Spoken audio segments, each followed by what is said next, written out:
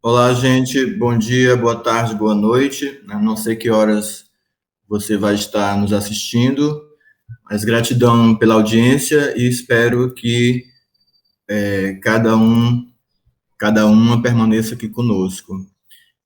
Primeiramente, gostaria de pedir a bênção e a vocação de Exu, que possa guiar a minha língua, a minha mentalidade, guiar esse meu processo de mediação. Agradecer ao convite, né, na pessoa do Pai Neto Tranca-Rua, pela oportunidade aqui deste papel e deste lugar enquanto mediador. Pedir licença, Agô, aos pais de santo, às mães de santo, às Equedes, aos Ogãs, aos mestres de capoeira, aos filhos feitos, a licença aqui para desempenhar este papel.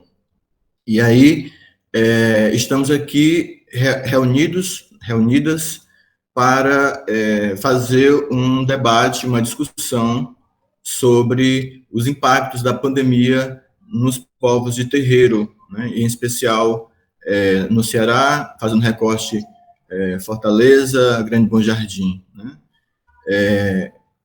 Muita gratidão pela oportunidade.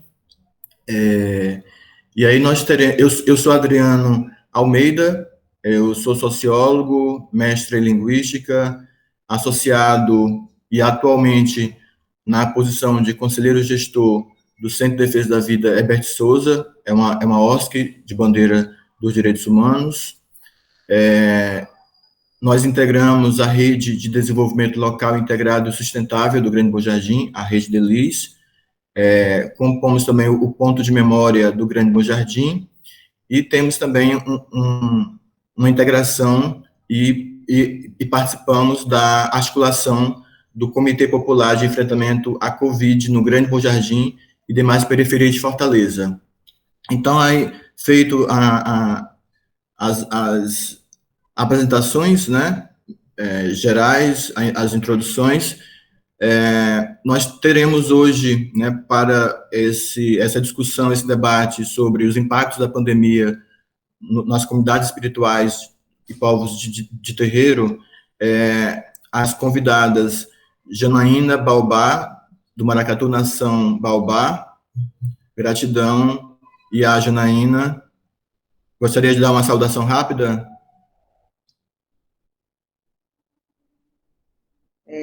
A minha bênção a todos e a todas e a todes, né? Eu gostaria de pedir licença, eu estou aqui num ambiente sozinha, gostaria de pedir licença para descer aqui um pouquinho a máscara, para ficar melhor. É uma saudação que eu gostaria de fazer a todos e a todas e a todos por esse momento. Eu estou aqui nesse ambiente maravilhoso, usando o meu bom turbante, onde agradeço aos meus ancestrais por estar viva, por estar convosco, compartilhando esse momento com grandes guerreiros, lutadores da causa, da religiosidade, da resistência, né, das etnias, da sustentabilidade das etnias. E desde já agradeço a oportunidade, espero contribuir um pouco para a nossa roda de conversa, e assim nos faremos firmes e fortes nesse momento. Gratidão, Yasnaina. A nossa próxima debatedora, convidada, é a Carla Vanessa. Carla Vanessa, eu gostaria de dar a sua saudação. Olá, boa tarde. Primeiramente, boa tarde, bom dia ou boa noite, né? Que eu não sei o horário que vai estar assistindo. Eu agradeço primeiramente a Deus e aos guias de todos nós estar podendo nos reunir, mesmo que virtualmente, com saúde, né, para debater um grande caso que é os impactos que a pandemia causou para nós, povos de terreiro. Gratidão, Vanessa. Nossa próxima debatedora, a Marti Silva.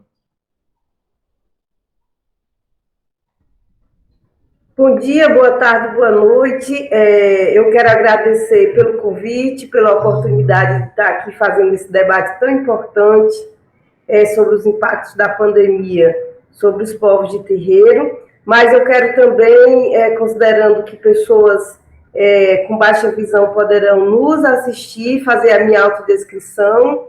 Eu sou uma mulher negra, com os cabelos pretos muito curtos, eu uso óculos de um formato quadrado, estou usando um batom vermelho e nas orelhas umas argolas prateadas. Um vestido floral com uns detalhes na cor preta, e atrás de mim tem um quadro, um calendário afro-brasileiro e pequenos monumentos, uma sankofa, um quadro do Nelson Mandela e uma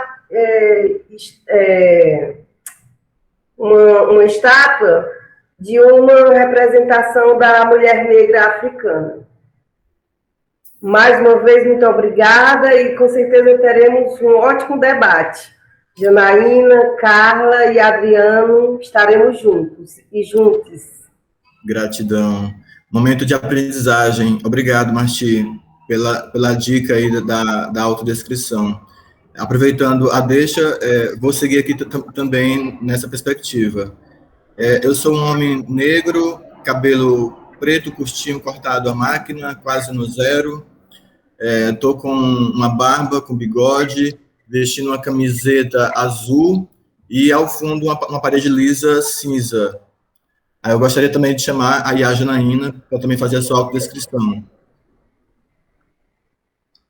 Olá, eu sou uma mulher de pele clara, né, parda, mas de alma negra, de traços negros, afrodescendente, com muito orgulho.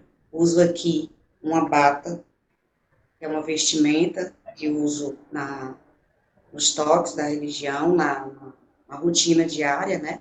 Uso colares, que são as minhas guias de proteção. Uso um turbante, o qual veio de uma casa matriz de Salvador. Esse turbante, eu gostaria até de ressaltar esse trabalho, é feito por mulheres que tecem, né, dentro de uma roça de candomblé em Salvador. E aqui ao fundo tem uma parede branca e um banner informativo da Associação São Miguel, onde eu me encontro nesse momento, e desde já deixo a minha gratidão a todos e a todas e a todos. Gratidão, Iá. Vanessa, por favor, gostaria de fazer a sua autodescrição? Pronto, eu sou uma mulher de pele parda e traços afrodescendentes, né? Venho de antepassados afrodescendentes, com a blusa do toque de senzala, guias e um pano de cabeça branco. Atrás de mim tem um espelho e uma parede bege. Gratidão, gente. Então, feitas as devidas ritualidades de apresentação, nosso debate, nossa discussão será sobre os impactos da pandemia nas comunidades espirituais e povos de terreiro. Eu gostaria de apresentar um pouco da nossa estrutura. A proposta é a gente fazer 3 blocos de intervenções, né? O primeiro bloco, ele é sobre o advento da pandemia, né? O medo, o susto, né? A gente nunca tinha... são poucos os habitantes da Terra, né, que passaram pela a última pandemia, que foi do início do século XX, 1918, 1921, 22, né, que foi a pandemia do H1N1, né, que erroneamente chamam de pandemia da gripe espanhola. Esse termo não é correto, ele é um pouco xenófobo, né, ele acaba fazendo um destaque indevido, né, à origem de uma doença. Então, em termos éticos, não é interessante. Então, a primeira grande pandemia, ela foi no início do século XX. Então, são poucos as pessoas no mundo hoje vivas que vivenciaram. Então, o advento da pandemia foi e é uma grande novidade ainda para a maioria dos habitantes vivos deste planeta. O segundo bloco, ele é sobre a resiliência, né? Como se adaptar ao novo normal, né? E como é que tem sido isso dentro das comunidades de Maracatu, né, de Terreiro da Umbanda, e também enquanto gestora de políticas públicas para a promoção da igualdade racial. E um terceiro bloco sobre a superação, né?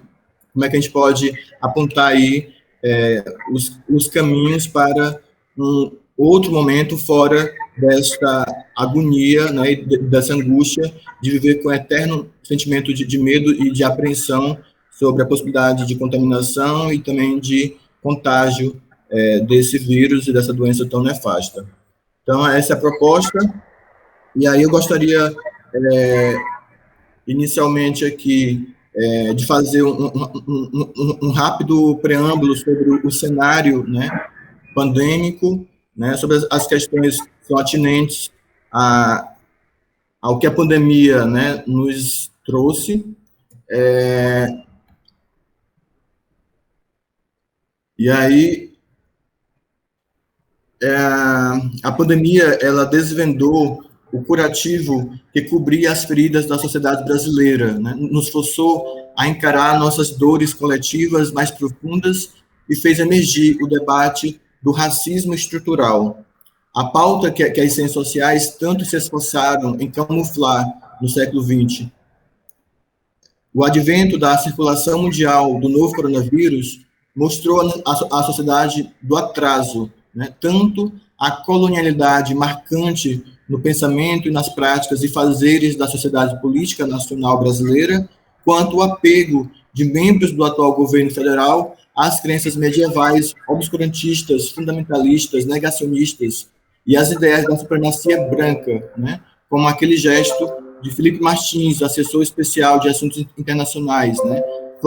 Flagrado por câmeras da TV, Senado, e denunciado, né, pela oposição e mediaticamente difundido, né? Segundo a pesquisa da USP, coordenada pela professora Deise Ventura, ela é especialista em Direito Internacional, em análise dos documentos administrativos e normativos do governo no enfrentamento à pandemia, ela percebeu que o governo Bolsonaro, né, constatou que o governo Bolsonaro assumiu a imunização de rebanho com infecção como estratégia de governo ao enfrentamento, né, ciente de que pelo menos 1% dos infectados não resistiriam à doença. Hoje, o Brasil está próximo ao número de 20 milhões de infectados e temos aproximadamente 560 mil mortos pela Covid-19 no Brasil. É o segundo no mundo em números absolutos, né? Nós perdemos o Brasil apenas para os Estados Unidos, né? E aí não é por coincidência que esses dois países enfrentaram, né, a pandemia nessa perspectiva negacionista, fundamentalista. Estados Unidos conseguiu reverter ano passado com um amplo processo, né, de luta, né, da comunidade negra, com amplo endosso, né, de outros segmentos da sociedade norte-americana. O Brasil tem 2,7% da população mundial e temos 13% dos mortos pela Covid-19 no mundo, né? E, segundo o censo IBGE de 2010, 50% da população brasileira é de cor, né? E 47% da população brasileira é branca, né? Isso segundo dados oficiais do IBGE do último censo, 2010. A população do Grande Bom Jardim, né, território da Associação Espírita de Umbanda São Miguel, 70% da população do Grande Bom Jardim é de cor, sendo 65% parda e 5% negra. Todos os 5 bairros do Grande Bom Jardim, né, Bom Jardim, Candidezinho, Grande Lisboa, Grande Portugal e Siqueira, têm os menores índices de desenvolvimento humano de Fortaleza. E até 30 de julho, né, o Grande Bom Jardim soma 667 mortos pela Covid-19, com a taxa de letalidade de 6,1, ou seja, 64,8% maior do que a taxa de Fortaleza. Né? Fortaleza tem uma taxa de letalidade de 3,7%. O Grande Bom Jardim teve 336 vidas perdidas em 2020. Só esse ano, em 7 meses, já somamos 331 mortes pela Covid-19. Em média, 80% das vítimas fatais pela Covid no Brasil são de territórios periféricos vulneráveis. E, segundo uma pesquisa de amostragem domiciliar do IBGE, na Grande BH, Belo Horizonte, em 2020, os pacientes mais graves eram os dos segmentos de trabalhadores, de faxineiros, garis e auxiliar de limpeza, ou seja, 62% dos internados eram faxineiros, garis e auxiliares de limpeza, e 49% dos entubados eram desse segmento de trabalhadores. Segundo o Lab Cidades, da USP, né, o racismo estrutural fundamentou o esquema vacinal na cidade de São Paulo. Né? A campanha vacinal de São Paulo seguiu o corte etário prioritário à população acima dos 60 anos, né? Favorecendo moradores de bairros de alto IDH de maioria branca. Né? O mesmo se repetiu em Fortaleza com o mesmo corte, né? E também adotando o esquema digital. Então, percebemos aí que o esquema vacinal tem aí o racismo estrutural como um elemento fundante. Né? E saiu agora recentemente uma pesquisa que mostra que pelo menos 66% dos trabalhadores que tiveram a oportunidade de trabalhar de casa de forma remota, no chamado home office, são brancos, né? Que ganham um salário muito bom e que tem alta escolaridade. Ou seja, são os pobres negros periféricos, os pardos, os mais expostos, né, à contaminação pelo coronavírus e os que mais têm morrido também vítima da doença Covid-19. E aí nós mostramos aí, pelos números, que a Covid não é uma doença democrática, né? Ela é uma doença que tem CEP, e ela atinge em cheio as comunidades, os segmentos mais vulneráveis no Brasil. Daí, como já foram apresentadas, nós teremos hoje as debatedoras Janaína Balbá, mãe de santo, agente e produtora cultural, presidenta do Maracatu Nação Baobá, Vanessa Brasil, rezadeira do Grupo Cultural Toque de Senzala, filha de santo do Pai Neto Tranca-Rua, e Marti Silva, coordenadora da Coordenadoria Especial de Promoção de Políticas da Igualdade Racial do Governo do Estado do Ceará. E aí, passamos agora rapidamente para o nosso primeiro bloco, né? O susto e o medo, o advento aí da circulação do SARS-CoV-2 e da Covid-19, né? As consequências e as reações desse advento. E aí eu pergunto, né, abro aqui esse primeiro bloco, perguntando a Janaína, né, qual o impacto da pandemia na captação de recursos e na sustentabilidade pessoal e da nação Maracatu Baobá. E a senhora tem de 3 a 5 minutos para fazer a sua fala para responder essa primeira questão, né? Por favor, Janaína. Licença novamente, né? E assim, o impacto na sustentabilidade da agremiação Maracatu Nação Baobá tem sido muito forte, né?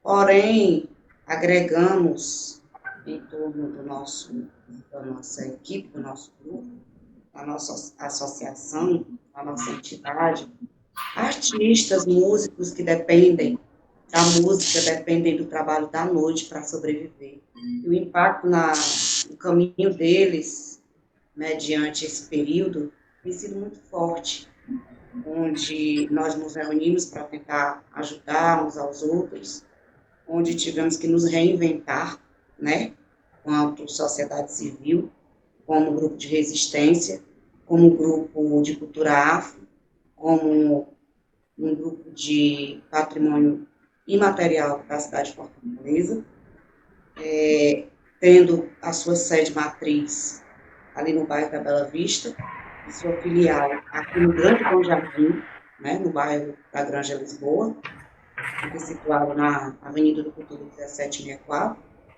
onde lá também funciona o terreiro de Umbanda, que é o Palácio das Águas, e acolhe esses dois segmentos, né? E mediano também a Casa de Candomblé, onde eu participo, e ressaltando aqui, gente, que foi algo muito forte. Você vê irmãos precisando de ajuda, você vê irmãos sem condições de sair para trabalhar, tendo a sua profissão, e ao mesmo tempo sem poder executá-la, né? Isso é muito difícil. Alguns tiveram acessibilidade às ações sociais, que foi prevista pela prefeitura, né? Que foi prevista pelo Centro Cultural, que foram as doações de cesta básica, algum tipo de kit de higiene, alguns recursos, né? Até mesmo sobre a Lei Aldir Blanc, que algumas pessoas concorreram, alguns grupos, né, o auxílio emergencial, e alguns tiveram acesso a isso, mas nem todos tiveram esse acesso. E assim, foi frustrante, foi pesado. Tivemos que nos reinventar, aprender a conviver virtualmente dentro dos espaços abertos à sociedade e às agremiações e ao povo de terreiro. Isso tem sido muito forte, trazendo também um impacto na saúde mental muito pesada.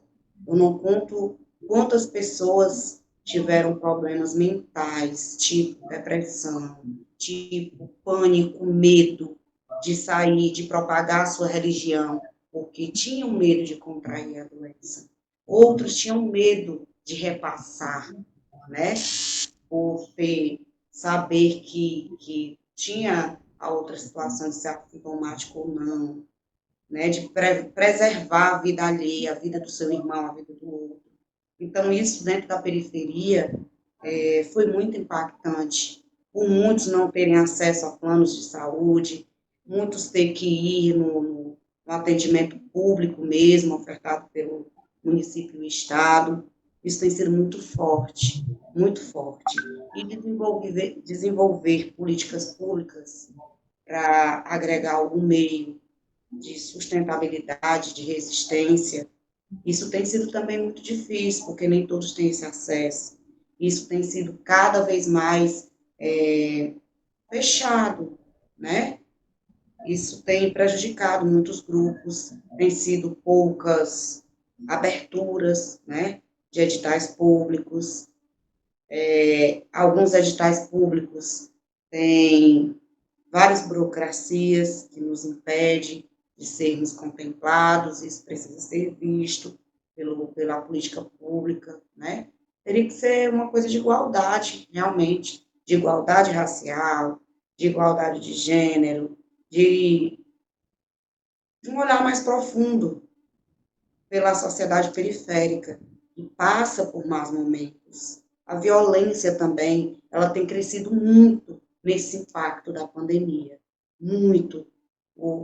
A quantidade de roubo, de assalto, de envolvimento com o vício, com a droga, tem sido muito forte, gente, muito forte. Eu digo isso por atender vários tipos de pessoas e ouvir vários relatos pesados, o qual a casa espiritual, o qual a mim, como zeladora, como orientadora, como acolhedora, como prestadora de serviço à sociedade e aos direitos humanos de cada um, venho tentado ajudar nessa questão.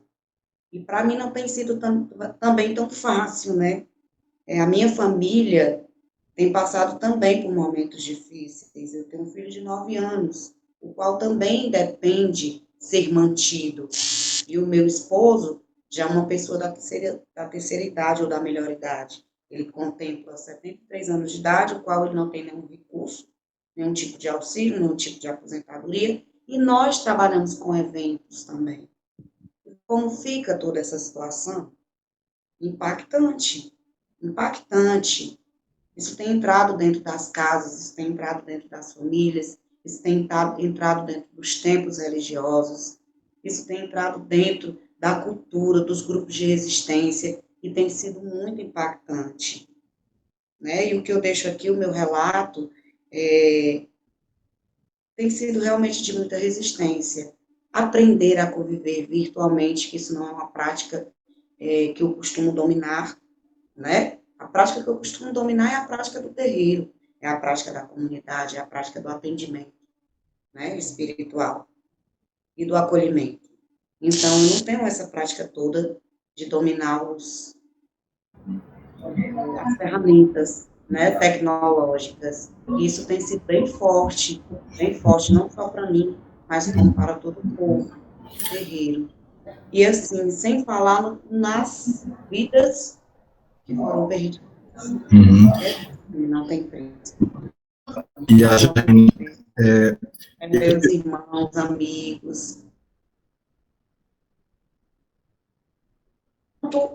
Com a questão pandêmica, né, do novo coronavírus, como também uma outra situação muito forte que tem atacado a nossa saúde, que são os infartos, são os problemas desenvolvidos do coração, né, cardíaco.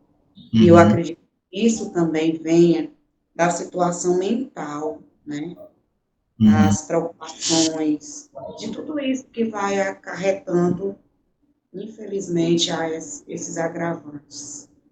Os cientistas apontam, né, que estamos agora numa era das sindemias, né? O que é isso? É a convivência de vários surtos epidêmicos ao mesmo tempo, né? Nós temos, além da Covid-19, nós temos as doenças que já existiam, no caso, agora temos as arboviroses, né, a dengue, zika, chikungunya, e temos também todos os outros adoecimentos que não pararam de existir, né? Então, a gente está nessa perspectiva. Eu mesmo, eu enfrentei a pandemia, estou enfrentando a pandemia na condição de desempregado, né? Eu não quis tensionar o mercado, né, por conta da pandemia, e aí, 2020, eu tive o auxílio emergencial, e esse ano, 2021, eu não fui elegível, né? E aí, também passei vários perrengues e dificuldades, e também vivo também por doação e pela solidariedade. Gratidão, Janaína. Sorte, né, Adriano? Por sorte, Adriano, meu irmão. Tivemos algumas mãos amigas. Sim. Tivemos alguém que chegou para nos acolher e nos fazer essa parceria. E quem não teve esse acesso, né? Pelo menos o terreiro, o Palácio das Águas, não teve esse acesso às cestas básicas. Tivemos algumas ajudas, algumas doações para ajudar os membros que estavam numa necessidade mais influente. Mas nem todos nós tivemos. E a Janaína, daqui a pouco eu volto para a senhora. Pede, né, ao poder público que olhe com um olhar mais caridoso. Daqui a pouco eu volto com a senhora, e a Janaína. Vou agora fazer um ping-pong com a Vanessa. Vanessa, em março de 2020, tivemos que aprender novos hábitos cotidianos para evitar o contágio do novo coronavírus, né? Como foi para você aquele momento, de forma pessoal, e como foi a incorporação, a aprendizagem desses novos hábitos na rotina da família espiritual São Miguel, Vanessa? Pronto. No momento que começou a pandemia, foi, eu acho que poucas semanas depois do Carnaval, né, onde teve uma festa imensa no Fortaleza, e que a gente não esperava de jeito nenhum, né? E eu lembro bem que uma semana anterior não tinha tido gira na nossa casa, porque a gente ia fazer uma visita, não ter um amigo, e não teve. Aí, na próxima semana, ia ser gira normal e tudo mais, e foi suspensa total. Como o nosso pai de santo já tem uma idade um pouco mais avançada, a mãe de santo tem problema de asma, essas coisas, e a maioria dos filhos de santo da casa são mais idosos, têm pressão alta, diabetes, são do grupo de risco, né? A gente suspendeu total as giras, não teve, eu creio que até agosto, mais ou menos, não teve de jeito nenhum gira, passou festa, passou obrigações, e nem as obrigações, assim, só do pai de santo, que algum filho ia ajudar, não podia, por conta dessa propagação, né, que ninguém sabia como pegar. A gente ia no mercantil e podia ter adquirido esse vírus e nem sabia, né? Estava sendo muito grande, era um terror imenso. A gente aqui de casa, meu irmão ficou desempregado, veio para dentro de casa também, com a filha e a mulher. E aí a gente só saía uma pessoa para a rua para comprar as coisas e a gente ficava trancado dentro de casa. Uma criança de 6 meses não teve contato com ninguém, né, durante muitos meses. A gente não saía nem para ver se o lixo tinha passado, porque a gente tinha medo de qualquer contato com as pessoas da rua, né? E a minha mãe descobriu que tinha um câncer, e aí a gente ficou mais preocupada ainda em sair, em ter algum contato, porque além de hipertensa, ela descobriu esse câncer e começou a fazer tratamento, onde a imunidade dela fica muito baixa. Então, se tinha alguma gíria particular, alguma coisa assim, só para determinado filho de santo, eu não ia, porque eu sou a cambone da casa, né? Eu não ia para evitar esse contato com as outras pessoas. Quando foi, se eu não me engano, né, setembro, outubro, que começou a liberar um pouco mais as coisas, né, das religiões, começou a fazer uma semana sim, outra semana não, alguns filhos não espalhava para também não dar muita gente no terreiro, né, e aí às vezes eu ia, mas ficava com aquele medo, né, álcool direto, não ficava perto das pessoas, às vezes eu saía de dentro se tivesse muita pessoa perto de mim, ficava trocando a máscara direto, justamente para não ter esse contato. Quando eu chegava em casa, eu ia direto pro banheiro, botava a roupa toda para lavar, para não ter esse perigo nem com a minha sobrinha, que era pequena, nem com a minha mãe, né? Que também é filha de santo e teve que passar todo esse tempo sem ir pisar no terreiro. Agora, esse ano que voltou um pouco mais a ter giras semanalmente, mas com os mesmos cuidados, a gente, que antes não tinha restrição nenhuma, a gente de terreiro não pode ter nenhuma distinção com as pessoas. Não pode dizer, você pode entrar e você não. A gente tem que aceitar. Só que com o protocolo da saúde, a gente não... protocolo de agente sanitário, a gente não podia ter a quantidade de pessoas que normalmente iria para a macumba, né? E aí a gente começou a não divulgar, a não falar, a só propagar assim para os filhos de santo. Às vezes a gente até combinava, hoje eu vou, hoje você não vai. Assim, particular, né? Pessoalmente, para a gente não lotar o terreiro.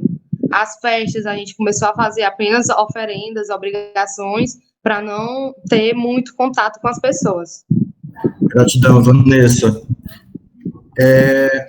Agora vamos fazer um ping-pong com a Marti.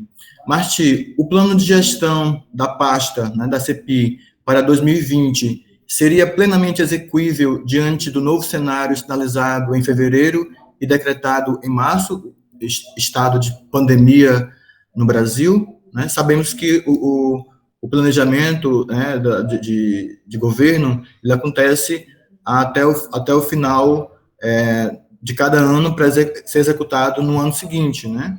E aí nós terminamos 2019 com a China sinalizando algum problema, né? Mas, de fato, o vírus só chegou aqui no Brasil durante o Carnaval e se apresentou de forma mais material em março, né? O primeiro caso, se não me falha a memória, foi dia 26 de fevereiro, né? Em pleno Carnaval. Mas a primeira morte só no meio do mês de março. Então, Marti, enquanto gestora, né, como foi essa recepção, né, do estado de pandemia, né, e sobre o plano que se tinha para 2020?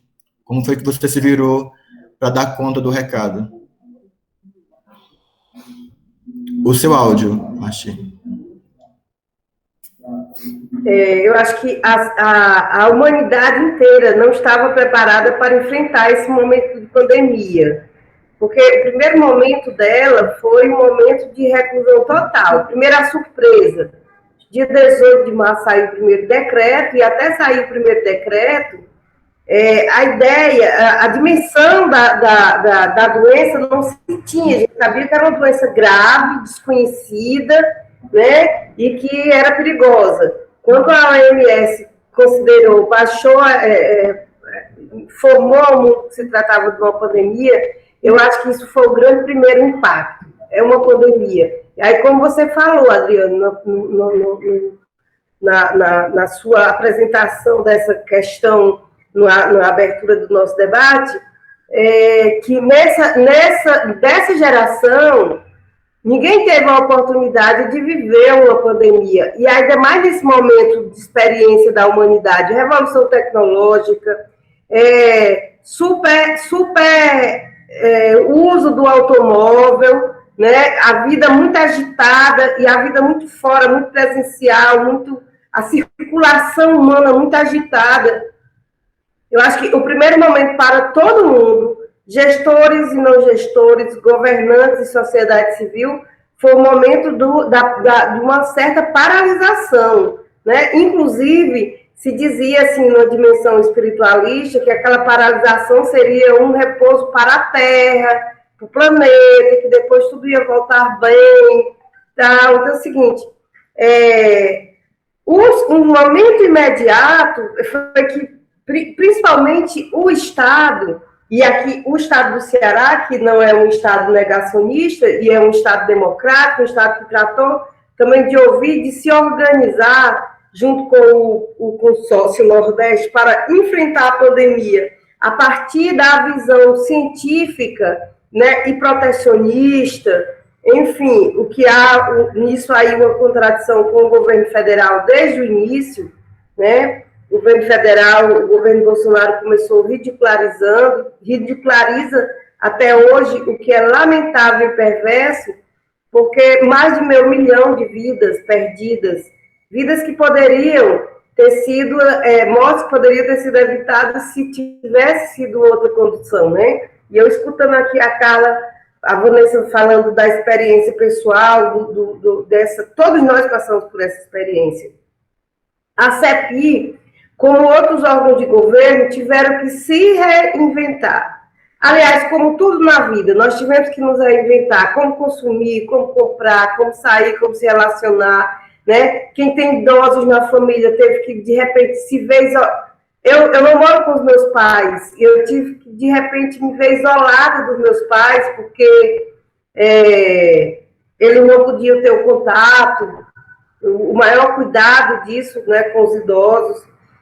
E na gestão pública, e aqui na CEPI, de forma mais específica, houve a necessidade de se reorientar o planejamento. Então, o planejamento ele era baseado na direção dada pela campanha Ceará Sem Racismo, né? As ações de interlocução com os municípios, com os movimentos sociais, as ações formativas, educativas, as ações de levar o debate da questão racial no Ceará e de tratar isso ainda mais como uma interlocução com as outras políticas públicas, era muito no processo presencial. E eu falo com muita propriedade, Adriano, apesar de, nesse momento, eu ainda não ser a gestora. A gestora, então, era a professora Zéu, no primeiro ano da pandemia.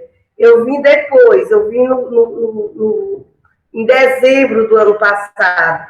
Então, mas eu falo com muita propriedade porque eu sei muito bem o desenrolar de toda a estrutura. Então, começou a haver a criatividade para as relações ou as interlocuções virtuais. Eu acho que um grande método disso aí foi a gente ter descoberto a tecnologia. Essa que nós estamos usando hoje, né? Eu acho que salvou a sociabilidade, salvou os encontros, a possibilidade das reuniões, dos eventos. Então, a ação da Coordenadoria de Política para a Igualdade, ela exige a presencialidade, porque o olhar no olhar, o olho no olho, ele é necessário principalmente para uma política como a nossa. A política da igualdade racial, ela requer um processo de educação, formação, convencimento e enfrentamento. E a gente faz isso dificilmente sem estar olhando no olho das pessoas, né? Seja que a gente está educando, seja que a gente está enfrentando, seja que a gente está querendo convencer. E se tornou possível, depois de um tempo, a ser realizado na forma virtual. Mas também com muito trabalho. A equipe nunca parou de trabalhar, a não ser naqueles primeiros 3 dias, que era o impacto que vai acontecer, né? Que lembra aquela música do Paulinho Mosca, o que você faria se o mundo fosse acabar, né? O que você faria se você descobrisse que o mundo fosse... Então, estava todo mundo nos 3 primeiros dias, assim, pensando o que faríamos para o fim do mundo.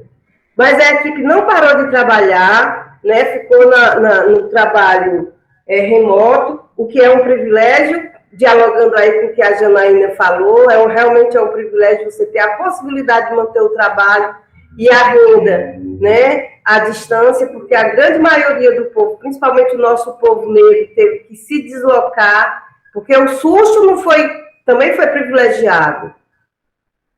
Porque o pessoal da limpeza, o pessoal da saúde, as pessoas que pegam no trabalho pesado, tiveram que seguir a vida na mesma hora, a vida não parou. E isso mostra que as relações sociais, elas são desiguais e são demarcadas também pela questão racial. Porque quem ficou circulando e mais vulnerável à contaminação foram as pessoas negras. E você trouxe os dados.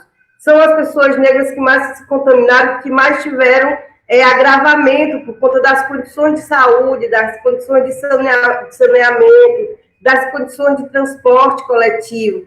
Então, a política de igualdade racial também precisa refletir isso. E como está as pessoas do ponto de vista de classe social, né? Porque foi um momento em que o neoliberalismo não queria parar para não parar a produção do capital. E aí a gente descobriu que o capital não se reproduz sem a mão de obra, sem o trabalho. Eu acho que o momento do susto também nos trouxe grandes lições, né? Uma que nós podemos continuar a funcionar na virtualidade, inclusive o poder público e as políticas públicas para atender às demandas e às necessidades da sociedade, e outra coisa que a nossa sociedade, ela é pautada, ela é produzida pelo trabalho das pessoas. E aquelas pessoas que pegam no tranco mesmo, né? O trabalho sofisticado também é importante, mas é o trabalho fabril, é o trabalho do lado, enfim. Então, e a CEPI não estava fora dessa realidade, a gente estava dentro desse contexto, né? Interagindo com todo esse contexto, inclusive com as condições de vida do povo negro e das comunidades e povos tradicionais. Gratidão, Marti. Agradecer aqui a presença, né, da produção cultural deste evento, né, o Dudu de Logum Edé, o Zé Maria e o Rayan, que está aí na interpretação em Libras. Então, gente, nós finalizamos nosso primeiro bloco, né, o do susto, do medo, do advento, né? Agora vamos para a resiliência, né? Como é que encaramos, né, e incorporamos o novo normal, né? Como é que isso tem interferido, tem modificado as rotinas, os rituais, né, sagrados e as novas demandas também de políticas públicas. E aí, nesse momento, volto novamente para conversar com a Iá Janaína. Iá Janaína, como ficou a vida comunitária da sua família espiritual e da nação Baobá nessa proposta aí de encarar o novo normal? Adriano, irmão, tem sido cada dia mais desafiador, né? reafirmando um pouco que a nossa companheira da Cepia Martir falou, infelizmente nós fomos envergonhados nesse momento pandêmico pelo nosso governo federal. E um dos maiores ensinamentos que eu tirei nessa pandemia foi com relação ao meu babalorixá, né, de Candomblé, ao qual eu peço meu mojuba, minha bênção e meu respeito. Ele teve que fazer uma viagem até a Nigéria, né, Ibadan, especificamente, para fazer algumas iniciações africanas, irmão. E aí, o que acontece? Foram pegos de surpresa por essa infeliz pandemia, por essa infeliz doença, por essa infeliz contaminação mundial.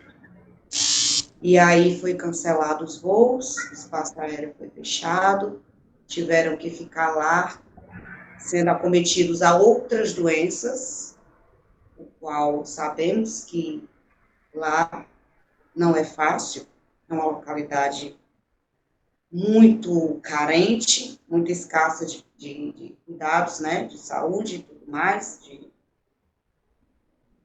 E aí tivemos esse problema de ter um grupo de pessoas da nossa família espiritual, meu avô de santo, meu babalorixá, alguns tios, ficaram presos na Nigéria, em Ibadan, porque não podiam retornar ao Brasil, acometidos a outras doenças, né, foram afetados pela malária e por outras doenças mais. E aí, gente, eu ligava para Brasília, desesperada. Sabe o que eu ouvia? Que não podiam fazer nada. Quem viajou, infelizmente viajou. E que o governo federal não podia articular nenhum movimento para repatriá-los. E esse foi o maior aprendizado que eu tirei de toda essa pandemia. E o grupo, falando do grupo, né, o Maracatu Nação Baobá, nós tivemos que nos reinventar através da convivência com um grupo bem menor, porque a agremiação em si, o maracatu em si, contempla de 200 pessoas, 200 componentes. Como agregar todas essas pessoas presencial sem poder? Como acolher essas pessoas através da musicalidade, da dança, né, dos ensaios? Como? Então, nós tivemos que nos reinventar num grupo de, no máximo, 12, 15 pessoas, trabalhar algum tipo de live, né, algum tipo de trabalho virtual, para poder ir sobrevivendo a toda essa situação, né? E no terreiro, a gente começou a trabalhar somente na questão das oferendas internas, sem abrir para o público, né? Tendo que trabalhar alguns filhos, alguns membros à distância, tendo que resolver alguns ebós à distância mesmo. E assim, a gente conseguiu repassar essa situação tão difícil, né? Por esse momento tão difícil. Tentando, assim, não abandonar as questões, a luta da resistência da nossa população negra, afrodescendente e resistente. A resiliência foi algo muito forte, um ensinamento maior que nos trouxe como seres humanos, como pessoas de terreiro, como pessoas da resistência, né, humanitária. Isso foi algo muito forte. Eu estou relatando isso, reafirmando as palavras da companheira Martir, né? Desculpa, da companheira Martir, e deixando assim também o meu pedido, Martir, de acolhimento maior. Veja com os olhos mais caridosos ao nosso povo. Nosso povo está aí um pouco abandonado, né? O povo de terreiro está um pouco abandonado. Os grupos de resistência afro-brasileiro, né? Tá pedindo socorro.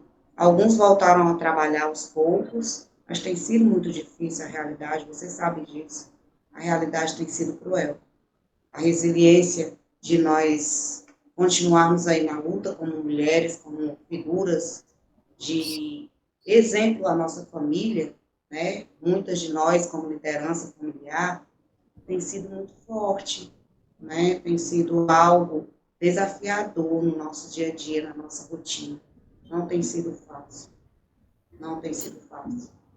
E aí a gente pede também as políticas públicas que nos acolha, que abram espaços digitais, seja lá o que for,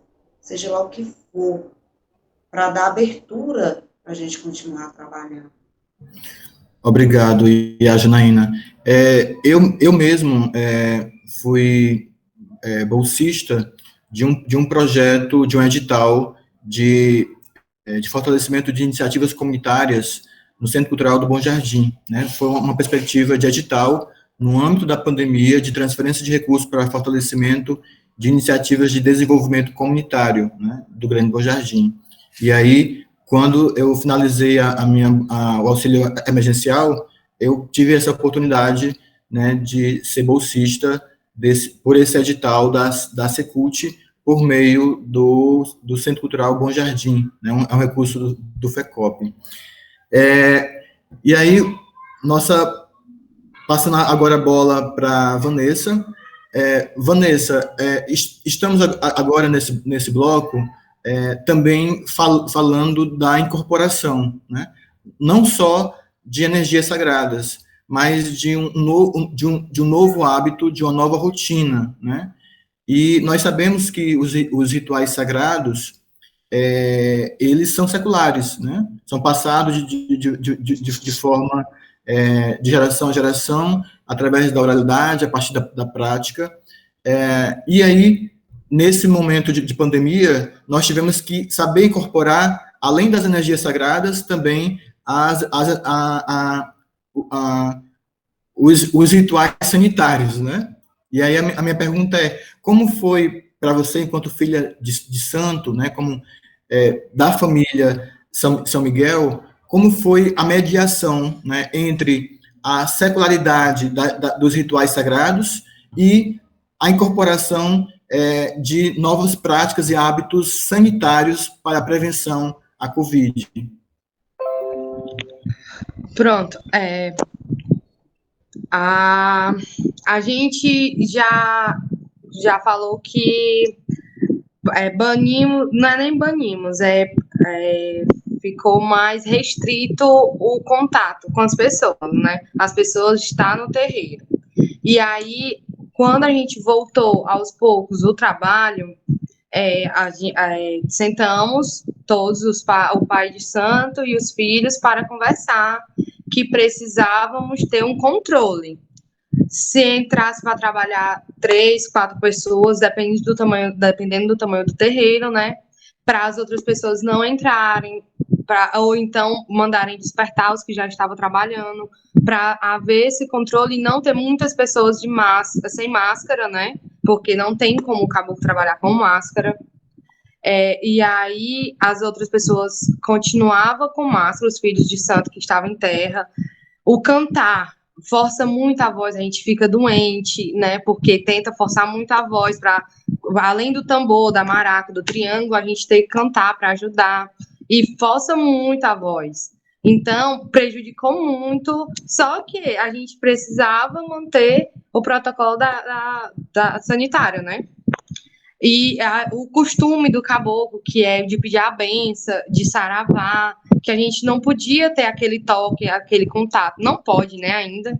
Não pode ter aquele toque, aquele contato que nós, de terreiro, é muito o sentir, a vibração, a força trocada, né? E que infelizmente, a pandemia afastou muito isso. Até a pedir a benção ao pai e à mãe de santo tem que ser de distante, para não ter o contato. Muitas pessoas hoje estão vacinadas, mas, por exemplo, eu tenho 23 anos, eu não sou vacinada ainda. Então, eu preciso ter, além dos outros, né, que a gente não sabe quem pode ser contaminado novamente, a gente tem que ter aquele distanciamento. passar álcool antes, depois, no meio da gira, tá passando. Antigamente, os caboclos tinham mania, costume, né, secular, como você disse, de compartilhar a bebida que tá bebendo com o filho, que vou pedir a benção, e que hoje não pode mais. Hoje nem tirar a máscara não se deve, né? Uma cura, se for na garganta, precisa ter todo aquele cuidado com a máscara, porque também não pode molhar, não pode melar, né? Então, a gente teve toda uma adaptação e ainda estamos tendo, né? Ainda tem que ter aquele trabalho. Eles dizem, meu pai, infelizmente a gente não pode compartilhar a bebida, tem que ter outro copo, tem que se afastar um pouco para beber. Infelizmente, a gente não pode pedir a benção saravá de perto, tem que ser de longe, porque quem está trabalhando não está de máscara, né? Então, a gente tem que ter todo aquele cuidado com as pessoas. A maioria das pessoas do Centro de Espírita de Umbanda São Miguel são acima de 50 anos, 60 anos, com comorbidades. Então, a gente precisa ter todo aquele cuidado. Sempre tomando um banho antes de entrar para o terreiro, trocando a roupa, mesmo que seja uma pessoa que não seja do terreiro, a gente sempre foca que não, é apenas um adepto, né, um conhecido. Não, quando chegar lá, troca uma roupa, para não entrar com aquela roupa que veio da rua, veio do ônibus, veio do Uber, né, para não ter aquela contaminação. Então, a gente está tendo todo aquele cuidado para que nós não se contamine nem acabe em óbito, como muitas pessoas está acontecendo ainda, né?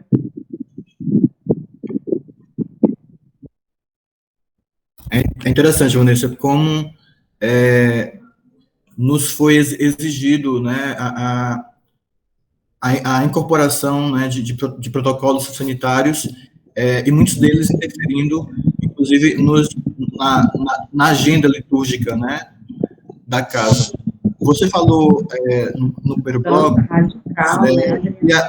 em 2020, o calendário litúrgico, ele meio que ficou suspenso, né? Em 2021, o calendário litúrgico e os rituais estão tendo a sua sequência? Não como era antes. Por exemplo, a festa do dono da casa, né, do seu Restranca Rua, do terreiro de São Miguel, só foi os filhos de santo. Algumas pessoas trabalharam, não foi aberto ao público para as pessoas trabalharem. A alimentação que a gente dá após a festa em marmitas. As pessoas levam para casa as marmitas para comer em casa, para não ter aquela, entre aspas, uma festa após, né? Porque precisa comer para alimentar o corpo, né? A gente alimenta o espírito na festa, mas a gente tem que alimentar o corpo também. Muitas vezes, no final da gira, a gente dá um caldo, um suco, alguma coisa. A gente sempre pede que se alimente um distante do outro, se espalha no meio do terreno, porque quem já foi sabe que o terreno é grande, né? Lá no Centro Espírita de Umbanda São Miguel. Então, a gente sempre pede para que se afaste, ou então, se puder, vá tomar em casa, né? Leve para casa para tomar. E sempre seguindo os protocolos de segurança. E é interessante que o espiritismo, ele tem como a sua premissa os fundamentos científicos, né? E ele nasce justamente na modernidade. E é justamente isso que a gente percebe nas comunidades tradicionais de terreiro, né? A importância que tem sido o atendimento, o respeito, a obediência, né? Ao conhecimento do homem de anel. Isso, para mim, é genial e é formidável. Gratidão, Vanessa. Agora eu vou bater um papo com a Marti. Marti, entendendo, né, que o Estado brasileiro ele é patrimonialista e a máquina pública tem como graxa, né, a racionalidade burocrática, né, no sentido weberiano do termo, que segue determinados e engessados ritos jurídicos de operação, né? Como tem sido a sua experiência como gestora esse ano para tentar lubrificar o quanto mais essa máquina e atender, né, a pedidos como este que a Yara Janaína fez há pouco? O seu microfone, Martim. é um passo a gente reconhecer que o Estado é patrimonialista, e esse patrimonialista ele é demarcado pela raça. O domínio patrimonialista ele é branco, ele é elitista. Portanto, ele não tem a presença das pessoas, das comunidades tradicionais, dos povos de terreiros, do povo negro. Isso é uma perfuração, Adriano, que nós temos feito nos últimos anos, nas últimas décadas, nas paredes do Estado, né? Isso tem muito a ver com a luta pela democracia, a luta contra a ditadura militar, os avanços dos governos democráticos no início dos anos 20, né, desse século 21, e eu situo aí muito os governos do presidente Lula e da presidenta Dilma, no Ceará os governos do PDT e agora os governos do PT através do governador Camilo. Então são circunstâncias históricas onde a gente precisa localizar por que é que nós chegamos até aqui, excluído, por conta exatamente que esse patrimonialismo ele foi construído para que o Estado ficasse na mão de poucos, né? Quando a gente fala em política da igualdade racial, política pública da igualdade racial não é um movimento, é uma ação do Estado. Então nós estamos furando, quebrando tijolos do Estado e nos enfiando dentro, né? E nos enfiando dentro. Então, há algumas estratégias para se fazer política da igualdade racial. Uma delas é a compreensão de que é uma política transversal. Não é aqui nessa sala, com a Marti, é aqui porque a gente faz política da igualdade racial. Aqui a gente vai construir ideias, planos, mas a política da igualdade racial, Janaína e Carla, ela só se é efetiva se a gente tiver uma interlocução real e efetiva com todo o aparelho do Estado que realiza condições da existência das pessoas, né, com a política da assistência social, com a política de desenvolvimento econômico, com a política de saúde, com a política, enfim, com a política cultural. Então, na política cultural, nós temos avançado significativamente. Até o nosso secretário, Fabiano Pilber, ele é muito avançado nessa. Tanto é que nós temos a alegria de ter influenciado e participado do debate da criação de cotas de negros indígenas agora para a política cultural. Não é mais um edital específico, né? Porque você fazer um edital específico para negros ou para indígenas, é uma coisa que você faz. Agora, todo o processo de financiamento e de planejamento da cultura tem edital. Os concursos públicos agora têm cota para pessoas negras. E acontece o seguinte, como manejar a máquina pública para que ela faça essa inclusão? Às vezes são pequenas coisas. Janaína, uma coisa que a gente está fazendo, que a gente descobriu, é tão simples. A demanda por poços, perfuração de poços em vários terreiros do interior, nem tanto os da capital, porque o da capital tem um serviço, mas às vezes assim, são coisas pequenas, além daquela grande coisa, que é a maior de todas, que eu acredito, porque sem ela não adianta ter estrutura material, não adianta ter bolsa, não adianta ter patrocínio, é o respeito, o reconhecimento e a valorização. As políticas de igualdade, elas passam, primeiro ponto por isso, o enfrentamento ao racismo. Nós temos um Estado, uma sociedade absolutamente racista ainda, tanto é que nós estamos onde estamos em função desse racismo estrutural. E o racismo estrutural, ele coloca os povos de terreiro, ainda que muitos dos povos de terreiro não sejam negros de pele, mas são comunidades tradicionais, são colocados por isso, com a sua vinculação com a matriz africana, de uma forma racista, discriminatória, com violação de direitos. Então, a política de igualdade racial, ela parte também desse pressuposto, desse reconhecimento histórico, né? Mas é claro que não basta a gente reconhecer a exclusão histórica, a raiz do racismo, né, e da intolerância religiosa. É preciso criar medidas, é preciso colocar essas políticas no orçamento público, que é previsto no orçamento público para garantir uma política de atenção à comunidade negra, né? E como a comunidade de terreiro pode contribuir com a política de saúde, porque são coisas que interagem, né? São coisas que interagem. Agora, a gente constrói isso também, como se diz num ditado muito popular, batendo cabeça. É batendo cabeça com todas as secretarias, é batendo cabeça com todas as pastas, em boa parte dela, o bater cabeça é fácil, é amistoso, no outro a gente tem que primeiro dizer, educar, contar história, passar por cima, é um processo, né? É um processo. E para finalizar, eu quero dizer aqui que nesse processo de todo o enfrentamento, as religiões de terreiro, elas se sobressaíram no respeito à vida, porque nunca caíram, nunca se deixaram, ou pelo contrário, foram porteiras do falso, da defesa de que era preciso reunir em nome de uma espiritualidade. E, enquanto isso, vocês estavam se privando do convívio coletivo nas celebrações, mas não estavam afastados da espiritualidade, porque isso aí a gente sabe que não se afasta nunca, né? Não se afasta nunca em qualquer circunstância.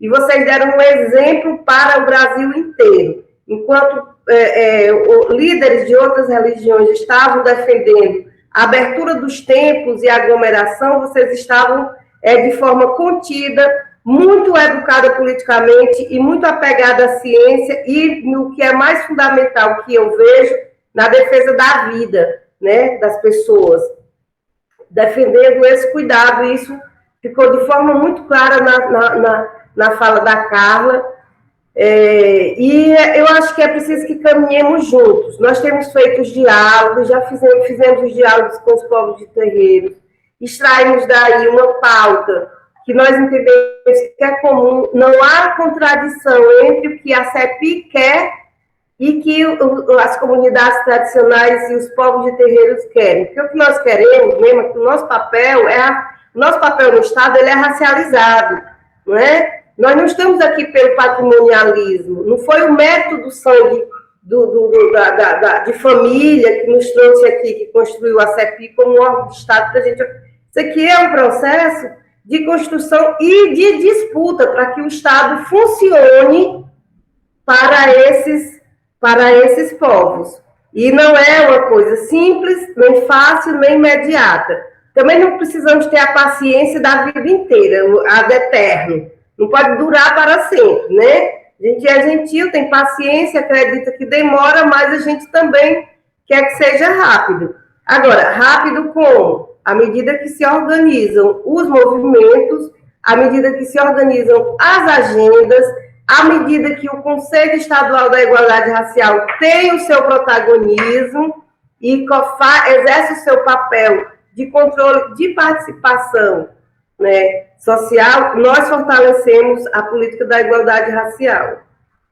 Então, é isso. E é super importante tensionar e integrar demandas às peças orçamentárias, né? É lá que se definem as políticas públicas de forma mais materializada na racionalidade burocrática weberiana do Estado brasileiro. Gratidão, né? Assim a gente termina mais um bloco, né? E agora vamos para o nosso terceiro e último bloco, que é o bloco da superação, né? E aí volto a bater papo, né, com a Iá Janaína. Iá Janaína, como é que está o plano de captação, né, da Nação Baobá para 2021, né? A senhora também é uma produtora cultural, então trabalha, né, sobrevive com captação de recursos, e já temos LOA para a próxima saída do Maracatu? Se sim, né, qual é o tema dessa LOA? Se é que a senhora pode revelar para a gente. Irmão Adriano, você é uma graça, né? Mas é assim, é o seguinte, a questão que a Marti também acabou de relatar, né? As casas, o povo de terreiro, tem dado um exemplo muito bonito, né, na questão de ter feito doações de alimentos, de lençóis, de agasalhos, de material de higiene pessoal, né? Isso, muitas das vezes, até sem recurso público, de reeducação racial dentro dos termos, de reafirmação, né, de gênero, enfim, de várias outras situações que nos levam a fortalecer o nosso legado hierárquico dentro das nossas casas. E, por sua vez, o Maracatu Nação Baobá tem se reinventado também, tem ido a alguns eventos, né, tem ido fazer também as doações de cesta básica dentro daquilo que foi arrecadado, tem buscado através dos editais, né, de uma bolsa também que nós concorremos à convocatória CCBJ em 2021. Foi assim que a gente foi tentando sobreviver e ajudar os nossos parceiros, né, do grupo. E aí o nosso trabalho acabou que não teve, parou sim, porque teve um período que realmente não podia, estava realmente muito afetado. Mas quando nós pudemos nos fortalecer, nós reduzimos o quadro, nos reunimos com as exigências cabíveis, mas resistimos, estamos aí resistindo. Em 2022 a gente pretende sim dar continuidade ao nosso trabalho.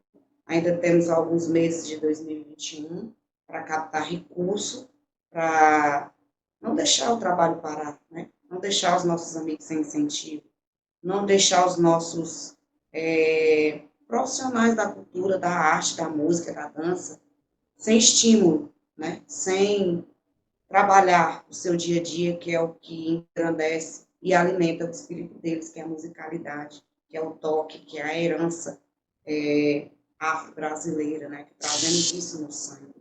Isso é uma verdade, é o nosso cotidiano. E a gente desenvolveu, junto com a diretoria, um tema para 2022, se chama Kizomba. A gente ainda vai desenvolvemos o tema e falta dar o nome ao subtema. Mas, perante as nossas pesquisas, né, Kizomba é uma dança, uma festividade afro, né, o qual a gente vai levar isso para, quem sabe, o nosso desfile na avenida, né, mas, mediante ser possível ou não, o nosso maracatu entrará em 2022 com esse tema dentro dos nossos projetos, dentro da nossa encenação, dentro do nosso cortejo, nem que seja interno, nem que seja com um número de pessoas reduzido, mas o nosso tema é Kizomba, uma festa afro, né? Para o povo que resistiu, para o povo que está aí resistindo a essa pandemia e que juntos iremos louvar e dançar essa magia que nos engrandece, que é a musicalidade, que é a dança, que é o acolher, que é o estarmos juntos, né?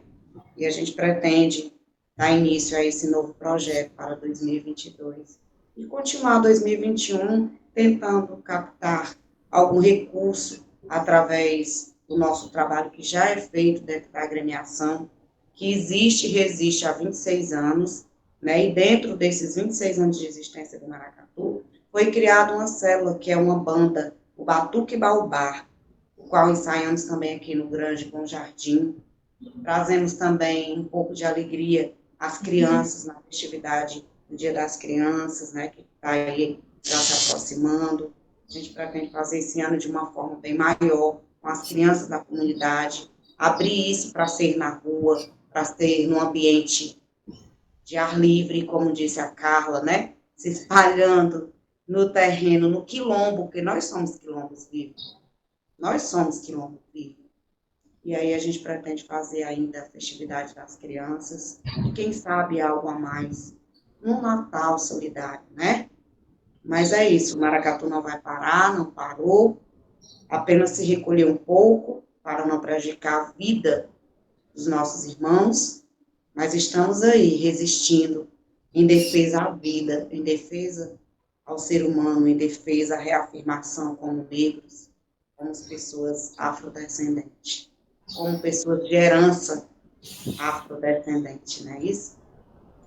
É sublime definir a festa e a alegria como forma de celebrar a vida, né? A vida dos encarnados, dos desencarnados e também do sagrado. Eu acho isso... A nossa ancestralidade, a forma de dar vida à nossa ancestralidade. Eu acho genial. Que alimenta o nosso corpo e a nossa alma. A dança, a musicalidade, o canto, a incorporação, porque é válido ressaltar aqui que nós, quanto médium, nós, como pessoas rodantes dentro da religião e médios incorporativos, nós temos a necessidade da incorporação. Né, do nosso eu, do nosso bem-estar. Né? Gratidão, a nossa irmã, a Carla, a necessidade de cuidar desses incorporados. Isso é uma dádiva, Carla. Gratidão por você ser uma pessoa que cuida de nós quando estamos em transe. Gratidão. Isso é uma dádiva divina. Gratidão, inclusive explica, né, para o stream espectador aquilo que você falou há pouco, Vanessa, sobre Cambone, né? O que é Cambone, para explicar para quem não conhece, e explicando também a referência que acabou de lhe fazer. Basicamente, Cambone é quem auxilia os médios que estão incorporados, né? Auxiliando tanto a transmitir a mensagem que o caboclo quer passar para a pessoa, quanto servindo a vela, a bebida, o cigarro, para o caboclo que está incorporado, né? Legal. Assistência, e eu acho que no termo mais feliz do significado de pedagogo, né? Que é dar a mão à aprendizagem, né? Mediar relacionamentos de aprendizagem. Eu acho isso formidável. Quando no candomblé temos as nossas mães equetes, né? Isso. Cuida de nós em transe, cuida dos nossos orixás também, educam, ensinam, né? Isso tudo faz parte da pedagogia espiritual. Vocês também nos ensinam, vocês também são nossas mães.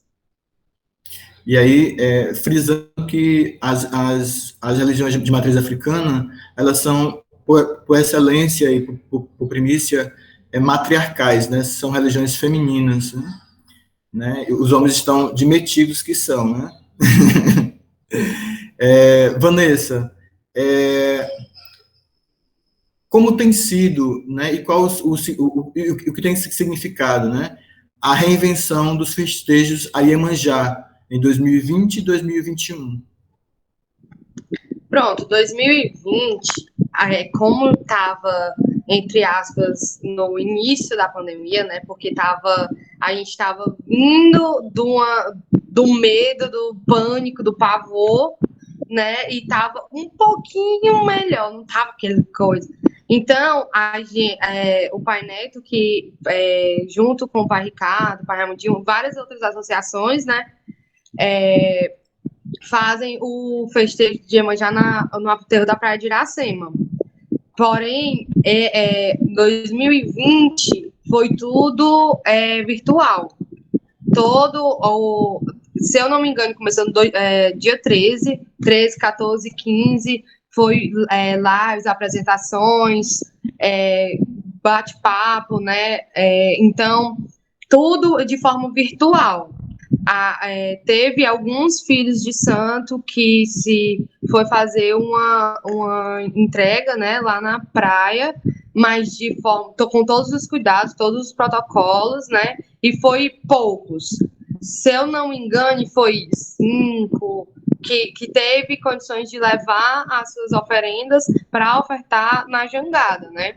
Esse ano vai ser do mesmo jeito, só que um pouco melhor, que a gente teve mais tempo de se reunir para fazer ensaios, para fazer apresentação, né? E para não deixar passar em branco essa data, que é tão importante para nós. Foi uma batalha muito grande conseguir o espaço no aterro da Praia de Iracema, o espaço que as pessoas fazem na Praia do Futuro, né? A visibilidade, muitas pessoas vinham de outros estados para visitar, para participar da festa, né? A gente vendia muita comida, acarajé, as comidas tradicionais de Fortaleza mesmo, né? Das pessoas de terreiro, vendia blusas, artesanatos, então dava espaço para muitas pessoas receber seus devido valor, né? E com a pandemia foi tirado da gente. A gente só pode ofertar nossos serviços, entre aspas, né, virtualmente. Então, 2020 e 2021 vai ser tudo virtual. Ok, Vanessa, gratidão. A intenção... No caso aí, licença, tá? No caso aí, a festa de Iemanjá é um marco da nossa cidade, Fortaleza, né?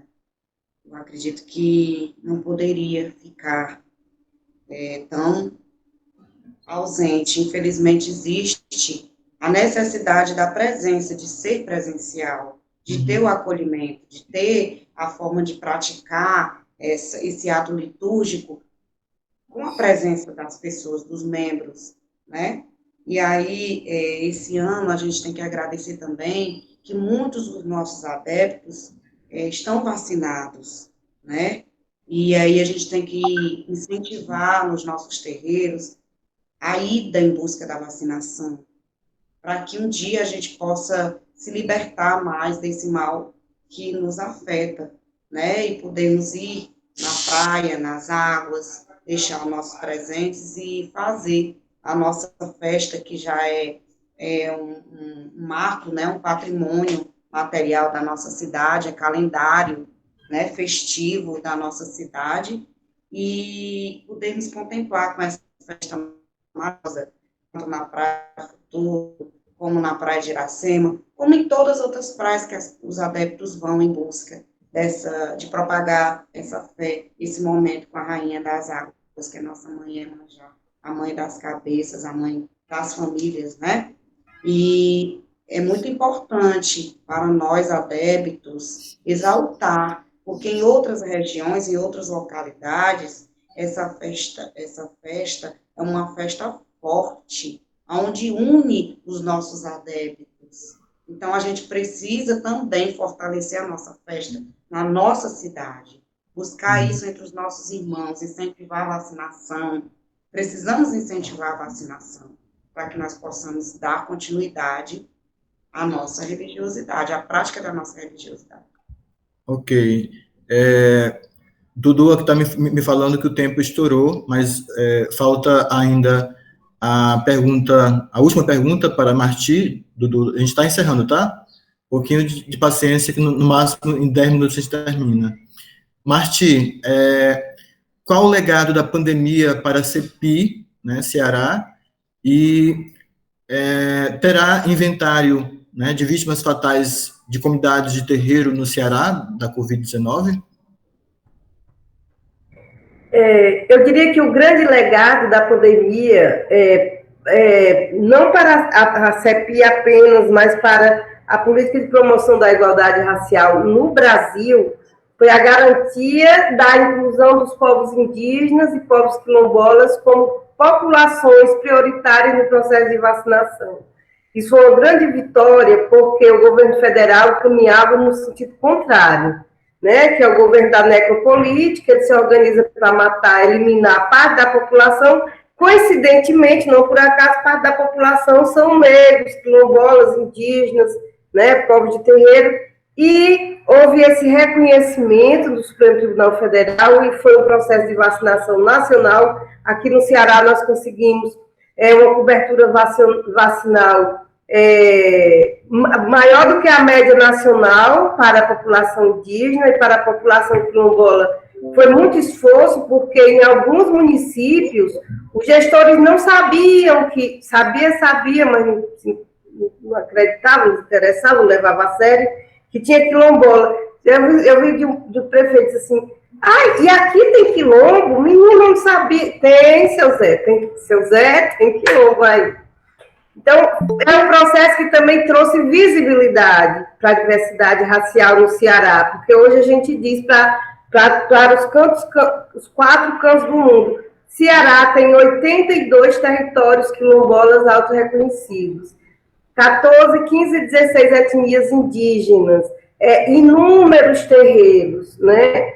E uma diversidade étnico-racial que enriquece o Ceará. Então, esse é o legado, nós podemos confrontar isso no momento da pandemia. Não estamos preparados para ter um inventário, mas é importante a gente ter inventário. Eu falo isso com todas as categorias, a gente precisa saber quantos jornalistas, quantos escritores, escritoras, quantos religiosos de terreiro, quantas pessoas no quilombo, quantos indígenas morreram. Sabe por quê, Adriano, e Janaína e Carla, e quem nos ouve? Porque um dia nós vamos cobrar esse número da história. Pode ser no tribunal da ONU, né? Então, a gente precisa ter esse inventário, ele faz parte do processo histórico de toda a sociedade brasileira.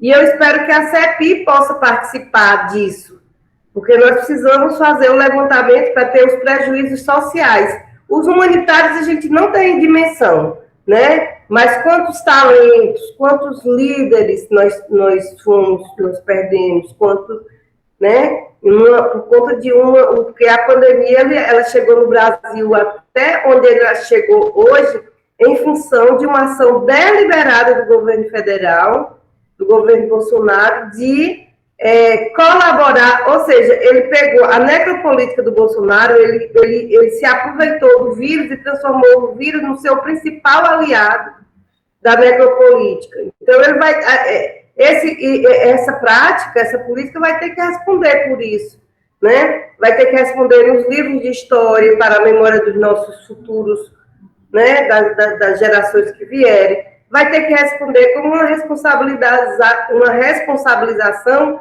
de crime contra a humanidade. Então, cada um de nós precisamos fazer os nossos inventários, né? E a CEPI não tem estrutura, vamos fazer o levantamento, nós não temos estrutura para isso, mas nós entendemos que é importante, sim.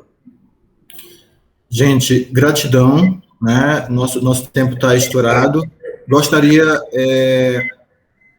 de frisar, né? Esse mês o G7 Souza está lançando o seu livro, Como o Racismo Criou o Brasil. Eu acho que é uma leitura imperdível, quentíssima, ao calor, né, do que estamos vivendo agora, e a pandemia, como eu falei no início, ela nos possibilitou encarar, né, essa nossa grande ferida, essa nossa grande mácula nacional. E eu gostaria de, rapidamente, né, cada uma das debatedoras fazer uma fala de saudação final, mensagem final, rapidinho, tá? E a Janaína, por favor. Aqui eu registro a minha gratidão à Associação Espírita São Miguel, na pessoa do Pai Neto Tranca-Ruas, uma pessoa que faz parte da história da Umbanda do Ceará, da história da Umbanda periférica do nosso Bom Jardim. Agradeço a todos os colaboradores por esse momento, a família que estão aqui junto, presente nessa resistência, e pretendo colaborar mais vezes. Até a próxima, continue se cuidando e espero que todos resistam por muitos e muitos anos. Gratidão, Janaína. Vanessa, por favor. Agradeço primeiramente a oportunidade de estar aqui presente, agradeço a presença de cada um de vocês, né, em nome do Pai Neto Tranca-Rua, que é o meu pai santo, e peço para a gente relembrar que a vacinação não é a cura do vírus, né? Que a gente precisa continuar tomando todos os cuidados devidos, continuar usando máscara, não aglomerar, que muitas vezes as pessoas pensam que tomar a vacina está isento do vírus, e não está. A gente precisa tomar a vacina, mas precisamos continuar tomando os cuidados devidos, e que a gente tenha várias outras oportunidades de estar aqui reunidos juntos. Obrigada. Gratidão, Vanessa. Marti? Eu queria deixar um abraço para o Pai Neto e as suas filhas e os seus filhos de santo, para a Associação Espírita de Umbanda São Miguel, reconhecer o papel que essa associação, que o próprio Pai Neto tem na defesa de direitos, na ação cultural, na defesa, na luta contra a intolerância religiosa desde muito tempo. Quero agradecer a participação nesse encontro de hoje, deixar aqui um abraço da CEPI, mas ao mesmo tempo o compromisso da CEPI de caminhar junto, com os povos de terreiro, que faz parte vamos dizer assim, faz parte dos grupos sociais que integram a diversidade racial aqui no Ceará. Nós precisamos fazer essa partilha, essa escuta e esse compartilhamento de agendas políticas, né, de atividades, e reforçar.